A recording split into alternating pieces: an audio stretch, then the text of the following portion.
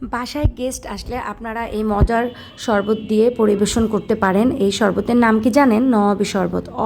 অসম্ভব মজা এবং খুবই পুষ্টিকর।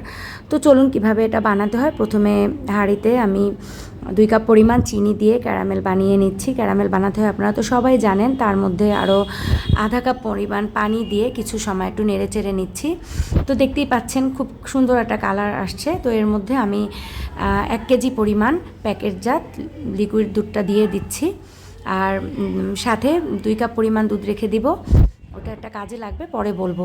তো কিছু সময় জাল করে নিচ্ছি এবং নাড়া কিন্তু বন্ধ করবেন না। তো আমি যে ওই 2 কাপ পরিমাণ দুধ রেখেছিলাম তার মধ্যে আমি কাস্টার্ড পাউডার দিয়ে দিচ্ছি 4 চা চামচ পরিমাণ। ভালো করে গুলে নিতে হবে যাতে দলা পাকিয়ে না যায়। এখন আমি ওই জাল করা দুধের মধ্যে দিয়ে অনবরত নাড়তে থাকবো। নাড়তে থাকবেন। আপনারা যখন বানাবেন নাড়া কিন্তু বন্ধ করবেন না। সর পড়ে গেলে কিন্তু এটা ছাকড়া হয়ে যাবে, ভালো হবে না। তো এই তো কাস্টার্ড পাউডার দিয়ে তো নেড়ে চেড়ে মোটামুটি ঘন হয়ে আসছে। খুব বেশি ঘন করা যাবে না।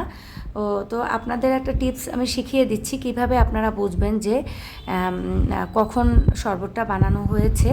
তো একটা কাঠের খুন্তি আপনারা অবশ্যই ব্যবহার করবেন এবং কাঠের খুন্তির উপরে হাত দিয়ে একটু টান দিয়ে দেখবেন যে আপনার হাতে লেগে আসছে কিনা, আর ওই জায়গাটা দেখবেন যে খালি হয়ে গিয়েছে।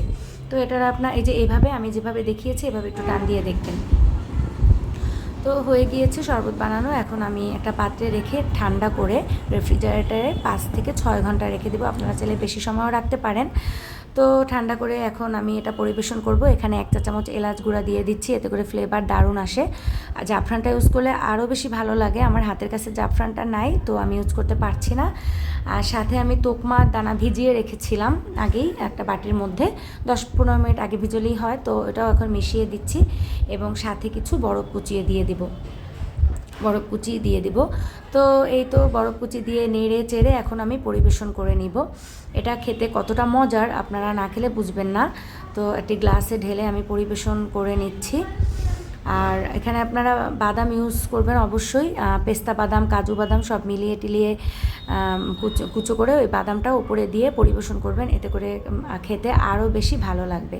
এই তো হয়ে গিয়েছে। সবাই ভালো থাকবেন, বাসায় ট্রাই করে আমাকে জানাবেন কেমন হয়েছে।